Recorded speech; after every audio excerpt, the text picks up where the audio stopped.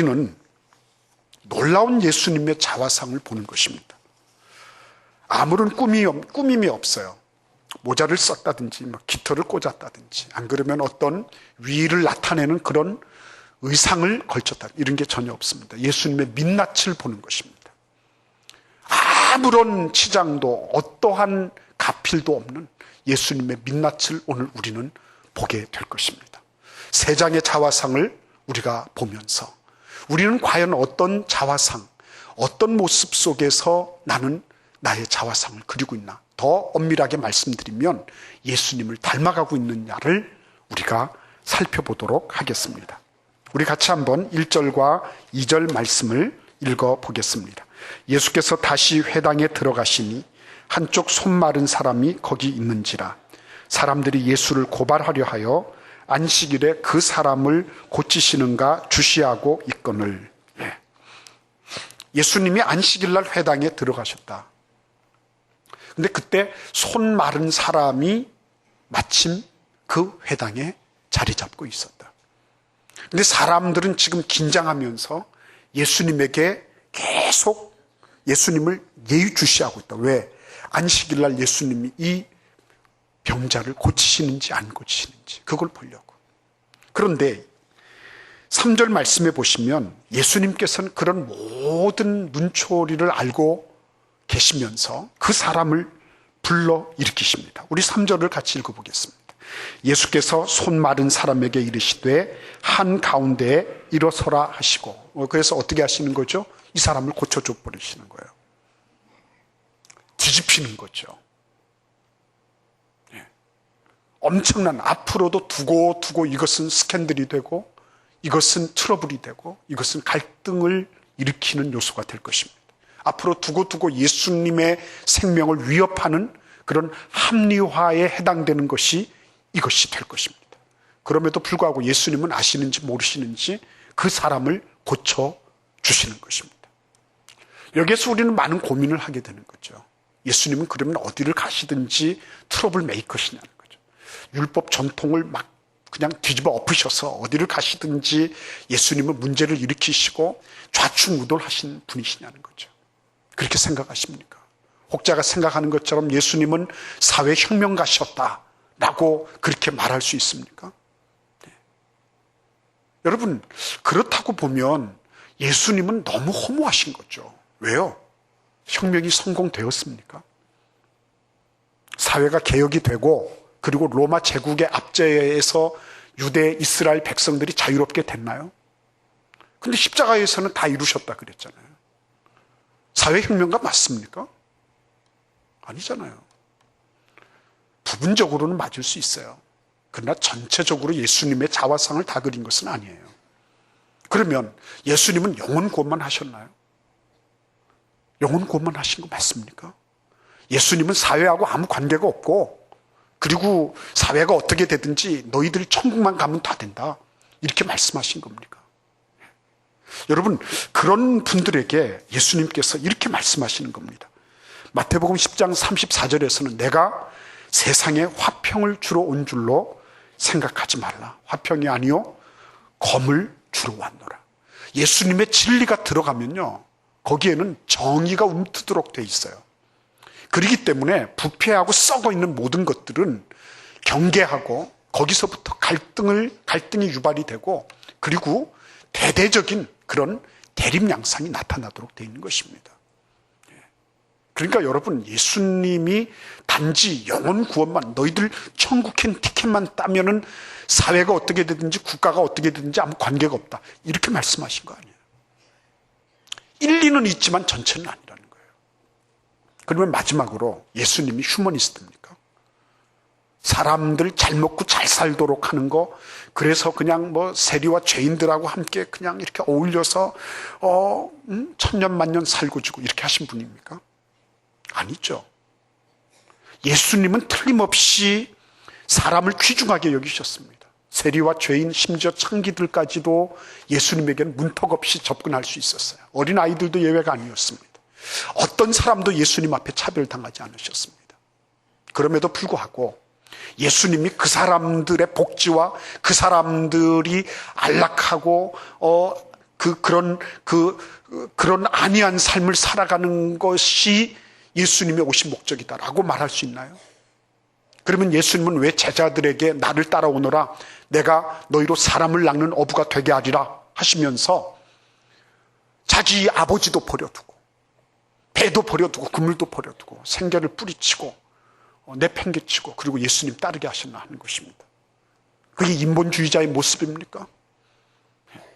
아버님 장사 지내러 가야 됩니다. 그러니까 죽은 자들로 하여금 죽은 자를 장사 지내게 하고 너는 나를 따르라고 이렇게 예수님이 말씀하시는데 그 휴머니스트가 맞나요? 아니죠. 그래서 여러분 고린도전서 13장 9절은 이렇게 말씀하십니다. 우리는 부분적으로 알고 부분적으로 예언하니 온전한 것이 올 때에는 부분적으로 하던 것이 패하리라 그랬어요. 우리가 해야 될 건 뭐냐면 우리가 알고 있는 거, 예수님에 대해서 알고 있는 거, 내가 신앙에 대해서 알고 있는 이런 것들이 전부 다 부분적이라는 것을 솔직하게 인정하는 것입니다. 그리고 13장 13절에서 온전한 것이 올 때까지는 뭘 해야 된다는 것입니까? 믿음, 사랑, 소망 이 세 가지는 항상 있을 것인데 그 중에 제일은 사랑이라. 그죠? 우리가 비록 불완전합니다.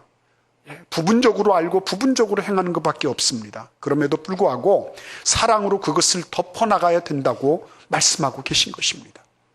오늘 우리는 예수님의 민낯을 세 가지로 살펴보고자 합니다. 맨 먼저 우리 같이 한번 3절 말씀을 한 번 더 읽어보겠습니다. 예수께서 손 마른 사람에게 이르시되 한가운데에 일어서라 하시고, 이 사람 이제 고쳐주실 거예요. 근데 예수님께서 이렇게 하시는 이유가 왜일까요? 이 비슷한 말씀을 우리는 누가복음 13장에서 찾아볼 수가 있습니다. 그때도 마침 안식일 날이었어요. 그리고 회당이었습니다. 근데 18해 동안이나 귀신이 들려서 앓으면서 꼬부라져 있는 그런 한 여인이 등장합니다. 얼마나 힘들었겠어요, 여러분. 이렇게 허리가 구부러져 있다는 것은 이 모든 것들이 부자연스럽잖아요. 근데 예수님께서 그 여인을 고쳐주시는 거예요. 안식일 날. 그때 회당장이 분을 냅니다. 화를 냅니다. 뭐라고 얘기를 하냐면 누가복음 13장 14절에서요. 일할 날이 엿새가 있으니 그 동안에 와서 고침을 받을 것이요. 안식일은 하지 말 것이니라. 이렇게 합니다. 여러분, 고침 받을 날이 엿새가 있는데 왜 하필 안식일 날 고침 받느냐 하는 것입니다. 그렇잖아요. 지금도 역시 마찬가지죠. 몇 시간 지나고 나면, 그러고 나면 어떻게 해요? 안식일 지나고, 그리고 그때 고침 받아도 누가 뭐라 그래요. 근데 굳이 예수님이 안식일 날을 택해서 이런 그런 트러블이 일어날 줄 아시면서 왜 이렇게 하시냐는 것입니다. 그때 누가복음 13장 15절에서 예수님이 이렇게 말씀하신 것은 오늘 우리가 본문을 이해하는데 굉장히 중요한 그런 시사점을 주는 것입니다. 13장 15절을 한번 보실까요? 한번 같이 읽어보겠습니다. 주께서 대답하여 이르시되 외식하는 자들아 너희가 각각 안식일에 자기의 소나 나귀를 외양간에서 풀어내어 이끌고 가서 물을 먹이지 아니하느냐. 그러면 18해 동안 사탄에게 매임받은 이 아브라함의 딸을 안식일에 이 매임에서 푸는 것이 합당하지 아니하냐. 안식일 날 짐승들 가서 먹이지 않느냐는 거죠. 그 짐승들이 목마를 것을 알고 그리고는 짐승들을 풀어서 물을 먹이는 것은 안식일에 저촉되지 않는다면, 그러면 지금까지 18년 동안이나 얽어매여 있던 이 여인을 풀어주는 것이 이게 뭐가 문제냐고 말씀하시는 거죠. 그때 회당장이 얘기하는 소리가 들리죠. 뭐라고 얘기합니까? 내일 해도 되지 않아요. 내일 해도 되잖아요. 왜 하필 안식일이에요? 그렇죠? 여기서 예수님 뭘 말씀하시는 겁니까? 사람을 구원하는 데는 내일이 없다는 거예요. 내일이.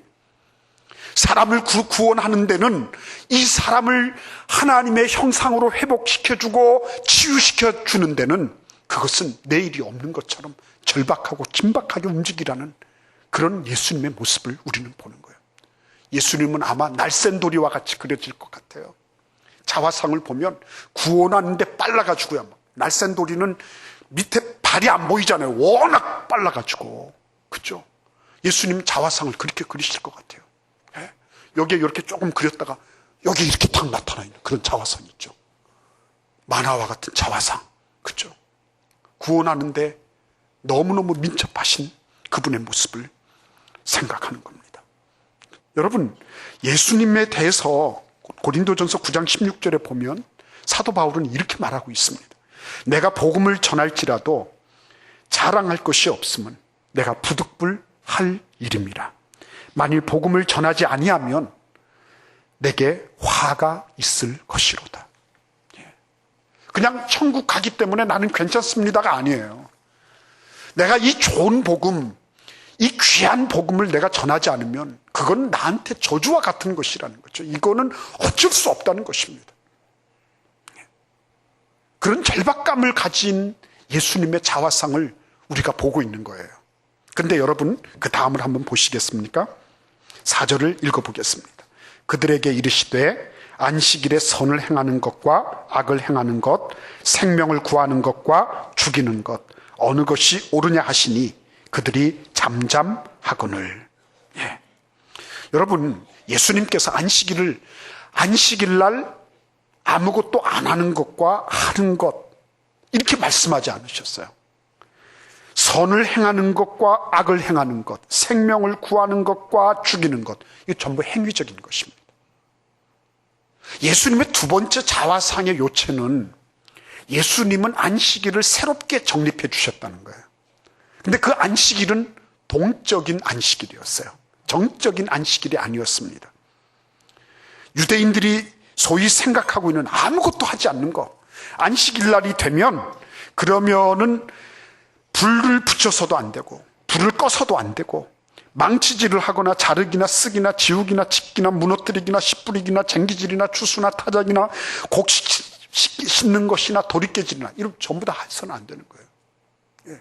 그런데 그렇게 열손을 재배하고 가만히 있는 것이 안식일이냐라고 묻는 것에 대해서 예수님은 아니라고 말씀하시는 거죠.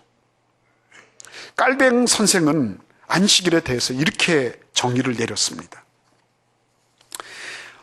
이 깔뱅 선생의 아주 그 중요한 그 안식일의 개념은, 안식일은 내 일을 쉬고 하나님이 내 안에서 일하도록 하시는 것이다 하는 것입니다. 하나님이 내 안에서 일하시도록 나를 내어드리는 게 안식이라는 거예요. 예. 그리고 최소한 한 날을 택해서 예배하고 말씀을 듣고 묵상하면서 자신의 경건을 훈련하는 날이다라고 말했어요. 그리고 세 번째는 종들이나 타인의 권위 아래 있는 사람들, 이들이 자신들의 수고에서 벗어나서 하루의 휴식을 배려해주는 그러한 날이라고 하는 거죠. 경건 훈련하고, 그리고 하나님이 내 안에서 일하시도록 하고, 그리고 다른 사람들을 배려해 줄 줄 아는 이런 날이 안식일이라고 하는 거죠. 그러니까 다른 짐승들이 힘들 때는 가서 도와주는데 안식이 필요한 다른 이웃에 대해서는 왜 가만히 있어야 되느냐는 거죠. 그렇지 않습니까, 여러분? 나는 안식일을 잘 지켰어요. 할렐루야, 아멘입니다. 그런데 내 옆에 있는 사람은 안식을 하지 못하는 거예요. 그렇다고 한다면 그날이 안식일이라고 할 때에 그도 내가 누리고 있는 안식으로 초대돼야 되는 것 아니겠냐는 거죠. 예수님은 이 한편 손 마른 사람을 예수님이 가지고 계신 그 안식으로 그를 초대하기를 원하신 거예요. 그날이 비록 안식일이라서 다른 모든 사람들이 저 사람에게 뭔가 치료행위를 하는 것은 안식일을 범하는 것이다 라고 정죄하고 판단하고 있을 그때에 예수님은 그를 당신의 안식으로 초대하고 계신 거예요. 여러분, 우리 주변에 그런 안식을 초대받기를 원하는 사람이 얼마나 있을까 생각해 보세요. 여러분, 설령 내가 천국 갔다고 생각합시다. 그런데 내가 천국 갔는데 아버님 안 계세요, 어머님 안 계세요, 내 형제들 보이지 않습니다, 자식 보이지 않아요. 행복하시겠어요? 천국에서 생명수 그 물 마시면서 그 강가를 거니면서 주님 품에 안겨 있으니까, 그러니까 나는 매우 행복할 것 같습니까?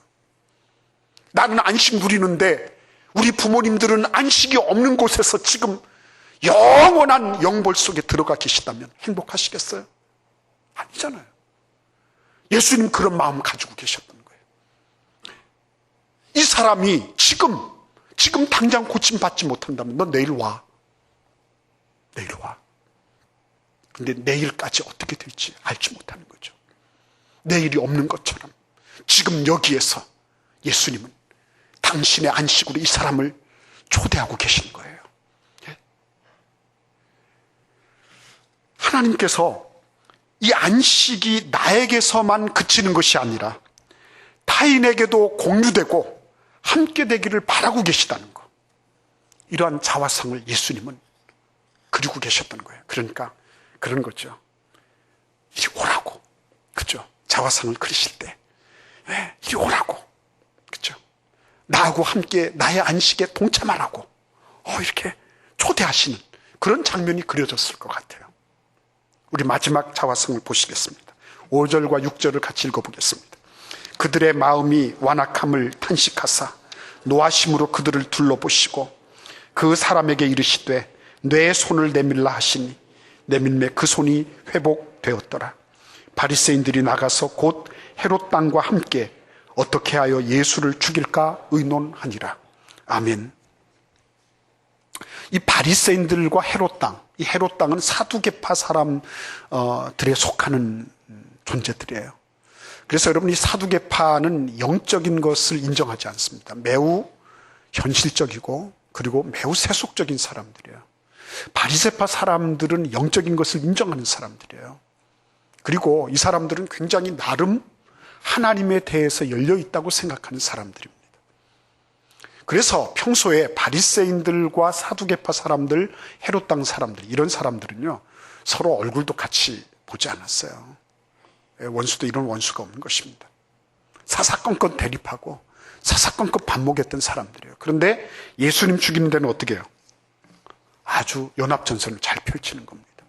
예수님 죽일 때 보면은요, 예수님 돌아가실 때 보면 참 희한한 일들이 많이 나타나는데, 가령 예를 들어서 로마 총독 빌라도가 분봉왕 헤롯하고 서로, 그죠? 예수님을 서로 포로 교환하면서 왔다 갔다 하는 거.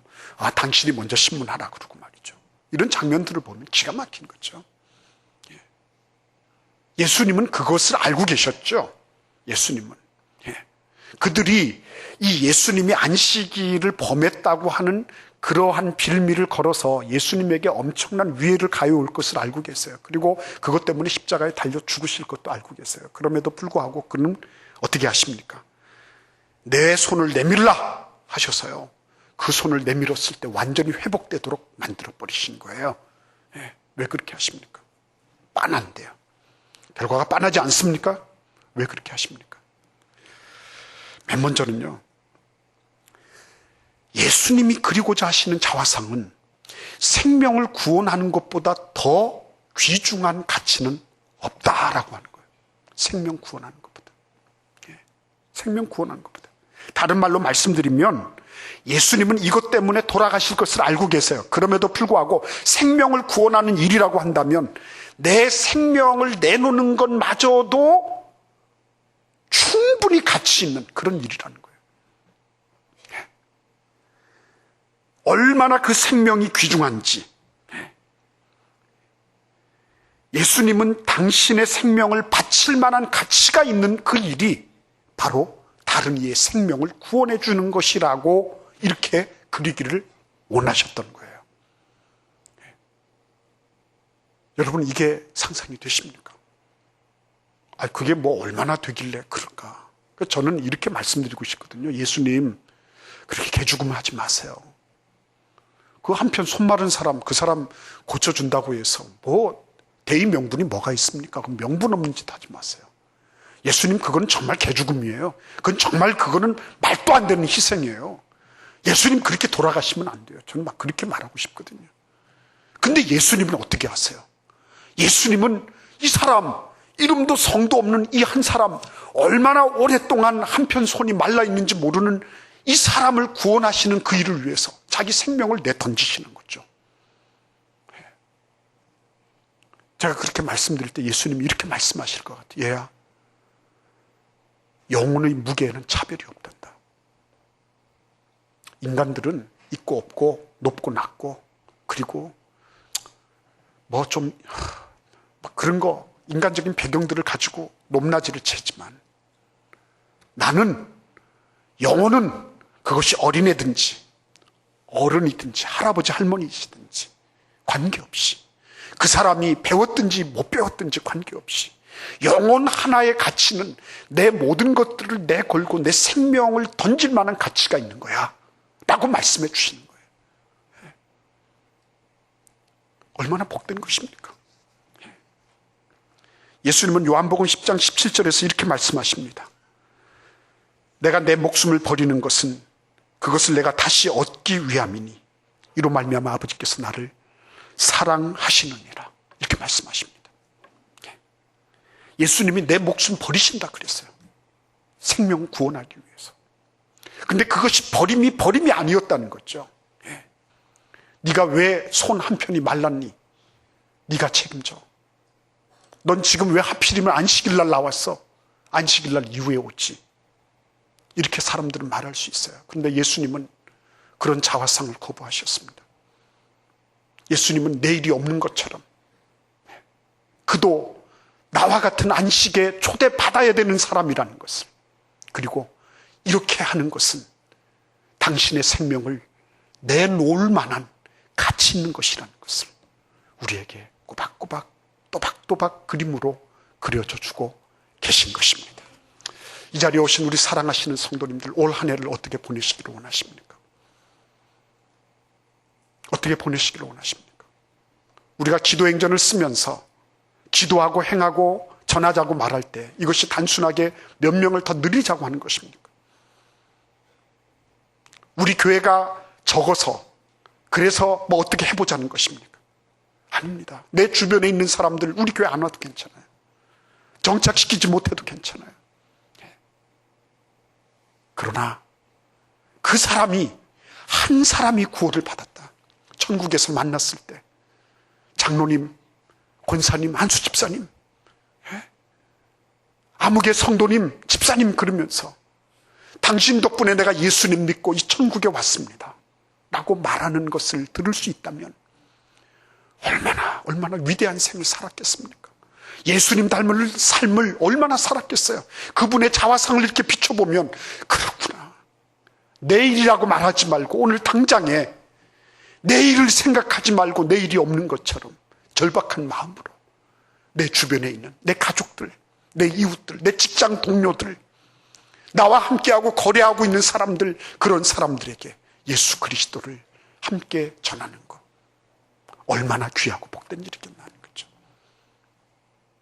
우리 예수님께서 여러분 한 분 한 분의 삶 속에 은혜 주시기를 원합니다. 정말 하나님께서 가지고 계신, 예수님이 보여주신 그 자화상이 우리의 삶 속에서도 그대로 증거되고 그려지는 그런 한 해가 되기를 기원합니다. 기도하겠습니다.